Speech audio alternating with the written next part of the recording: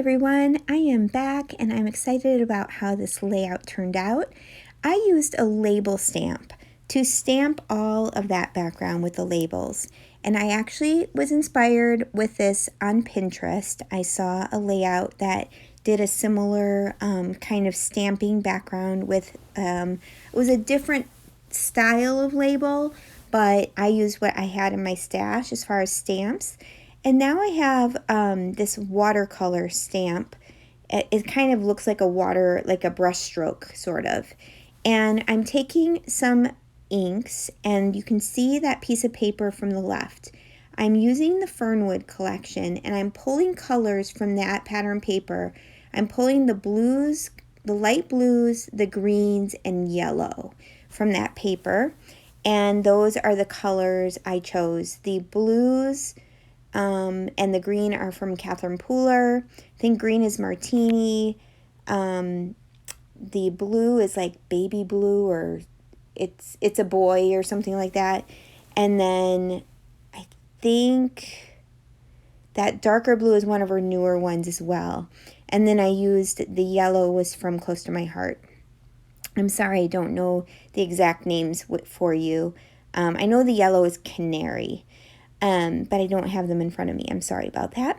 So I'm just trying to space these out so they're not like right next to each other. And then I have these 3 photos to the left, and I'm going to be documenting my youngest son kind of moving out for the first time. So he is 20 years old, and he's getting ready to go to trade school this summer.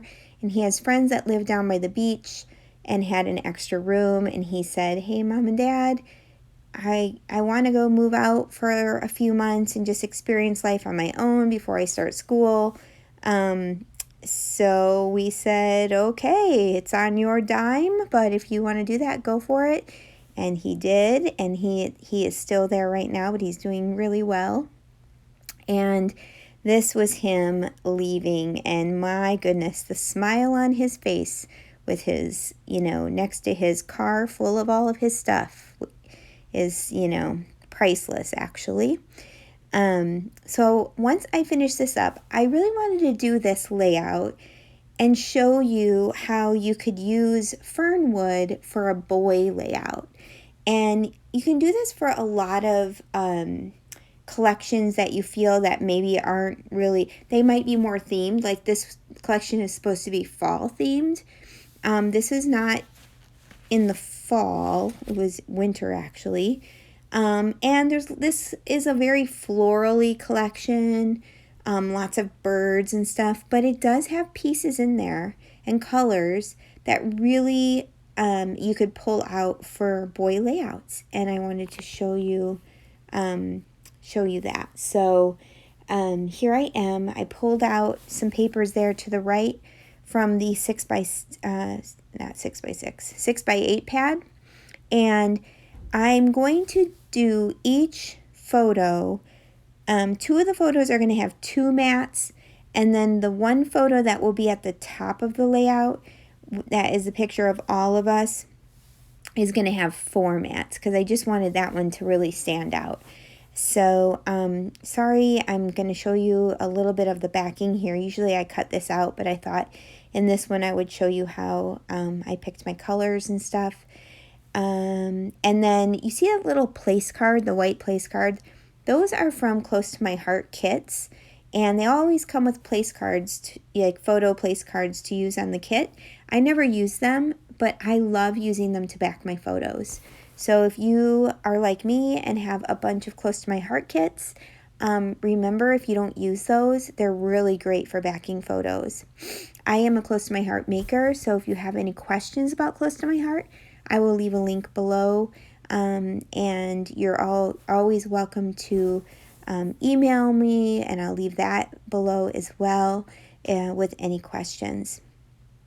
So this is going to be, once I get everything backed, it's going to be a really quick layout. I'm basically going to just kind of use that whole stamped background and make more of a linear design going from top to bottom. And I really love how it turned out. Super fun, and I really think with this technique, with the stamp and the watercolor strokes or whatever, you could do any design and do any colors with those as well, which would be super fun. So I think I'll think about this and maybe use this idea and just come up with a different design for the background. I think it would be fun. And if you don't have the watercolor stamp, you could just use a paintbrush and, you know, an ink pad, and just like add a little, you know, smush it down and add a little water and paint it on. You could use actual paint and just do a little paint stroke. So there's lots of ways you can do this without having like ink and stamps. You could color in those stamps with colored pencil, Copic markers, anything like that. So don't feel like if you don't have a lot of colored stamps or colored inks that you can't do this. Use what you have. That's what I always try to tell people. So I've been loving the Fernwood collection, and it is available at My Little Scrapbook Store. I will leave that link below as well, so you can go check it out. It is a wonderful fall collection, but I have found myself using it just for everyday photos as well. And I love her collections. I absolutely love her B-sides, like her tone on tones. As you can see, for these papers, almost every paper I used was just the B-side, the tone on tone side. And I tend to do that with her collections because sometimes the main side sometimes to me is a little bit too busy, but I couldn't go too busy on this because the background is a little bit busy. So anyway, let's see. If you guys have any questions, leave them in the comments below. And if you're enjoying this video, please hit the like button. It does tell YouTube that you're enjoying my videos, and then it like shows it more or something. I'm not really sure, but I know it's helpful to me if you hit that like button. And if you're not subscribed, please go ahead and do that as well. And I'm so glad that you're here. So I'm going to finish this up and finish the backing of this, and then we'll get to all of the embellishing. See that? How I love how that looks with all of those different layers. Yeah, I didn't put you through the torture of backing all of those. So this is a sticker, banner sticker from the sticker book. And I wanted to put a embellishment cluster kind of connecting those two photos together, and I felt like that would be really good. And I went through the ephemera already and kind of pulled everything out that told this story. Pulled out the camera, because of course you can put a camera on anything. I ended up pulling out a pair of like Converse shoes ephemera, which was perfect for like, you know, go on the go or moving, something like that. And then I pull out a chipboard piece. That piece says smile. And I'm just going to kind of play around and see where I want to put everything. Those chipboard houses I absolutely love. Those are one of my favorite things on the chipboard sheet, so I was super excited to use those. And that's going to be kind of the main element in that bottom cluster.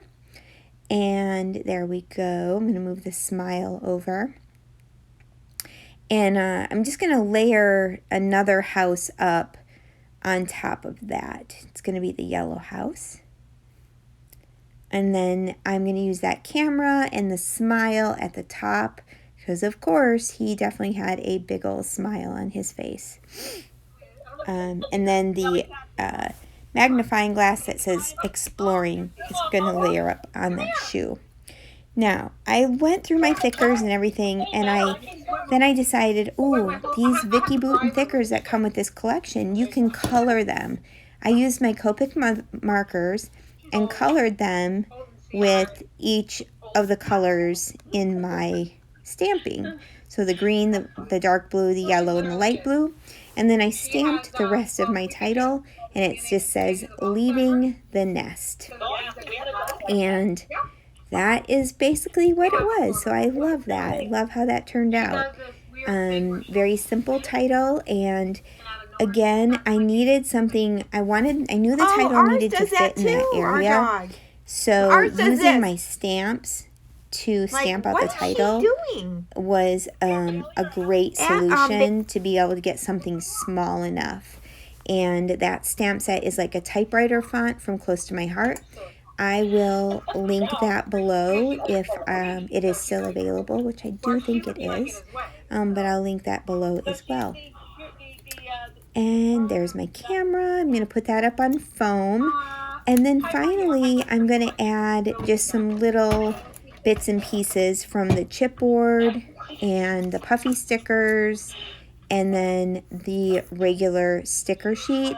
Some stars, some hearts, things like that. And I really love the end of a layout when you can do all of that little bit of sprinkling at the end. It's one of my favorite parts of just composing a page is the very end and either putting those little enamel dots or the Nuvo drops or whatever you might have.